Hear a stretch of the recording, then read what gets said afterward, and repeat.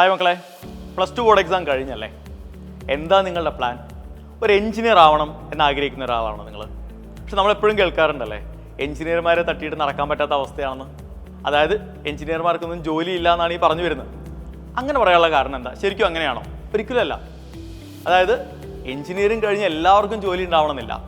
കാരണം നിങ്ങൾ സെലക്ട് ചെയ്യുന്ന ബ്രാഞ്ചിനേക്കാൾ അപ്പുറത്ത് നിങ്ങൾ സെലക്ട് ചെയ്യുന്ന ഇൻസ്റ്റിറ്റ്യൂഷനാണ് നിങ്ങളുടെ കരിയർ എന്താവണം, നിങ്ങളുടെ ഭാവി എന്താവണം, നിങ്ങൾക്കൊരു ജോലി കിട്ടണമോ വേണ്ടയോ എന്നൊക്കെ തീരുമാനിക്കുന്നത്.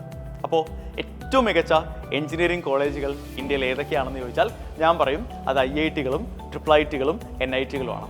കാരണം ഈ പറയുന്ന എഞ്ചിനീയറിംഗ് കോളേജുകളിൽ നിങ്ങൾക്ക് കിട്ടുന്ന ഒരു എക്സ്പോഷർ, അവിടുത്തെ ഫാക്കൽറ്റീസ്, ഇൻ്റർനാഷണൽ ലെവലിലുള്ള സെമിനാറുകൾ, അവിടെ നിങ്ങൾക്ക് കിട്ടാൻ പോകുന്ന പ്ലേസ്മെൻറ്റ്, ഇതൊന്നും ഇന്ത്യയിലെ മറ്റൊരു എഞ്ചിനീയറിംഗ് കോളേജുകൾക്കും ഒരിക്കലും പ്രൊവൈഡ് ചെയ്യാൻ കഴിയാത്തതാണ്. ചിലപ്പോൾ നിങ്ങൾ നിങ്ങളുടെ വീടിൻ്റെ തൊട്ടടുത്തുള്ള ഒരു എഞ്ചിനീയറിംഗ് കോളേജിൽ പഠിക്കേണ്ടി വരുന്ന അതേ കോഴ്സ് തന്നെയായിരിക്കും നിങ്ങൾ ഇവിടെയും പഠിക്കുന്നുണ്ടാവുക, NITകളിലും IITകളിലൊക്കെ പഠിക്കുന്നുണ്ടാവുക. പിന്നെ എന്തിനാണ് നമ്മൾ ഇത്രയും ദൂരെ പോയിട്ട് പഠിക്കേണ്ട കാര്യം എന്താ അല്ലേ? നമ്മുടെ വീടിൻ്റെ തൊട്ടടുത്തൊരു എഞ്ചിനീയറിംഗ് കോളേജിൽ സെയിം കോഴ്സ് ഉണ്ടല്ലോ. അവിടെയാണ് ഞാൻ പറഞ്ഞ കോഴ്സ് അല്ല, നിങ്ങൾ സെലക്ട് ചെയ്യുന്ന ഇൻസ്റ്റിറ്റ്യൂഷനാണ് ഏറ്റവും പ്രധാനപ്പെട്ടത് എന്ന് പറഞ്ഞത് അതുകൊണ്ടാണ്. കാരണം നിങ്ങളുടെ വീടിന് തൊട്ടടുത്തുള്ള കോളേജിന് ഒരിക്കലും ഈ പറയുന്ന ഒരു എക്സ്പോഷറോ പ്ലേസ്മെൻറ്റോ ഒന്നും നിങ്ങൾക്ക് പ്രൊവൈഡ് ചെയ്യാൻ കഴിയില്ല.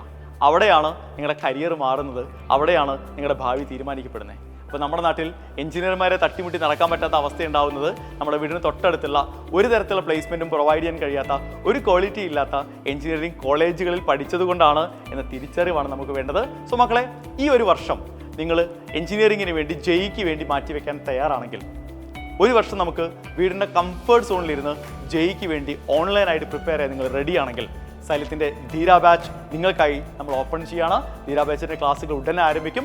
ആ ബാച്ചിൻ്റെ ലോഞ്ചാണ് നാളെ വൈകിട്ട് 7:30. എല്ലാവരും ഉണ്ടാവണം.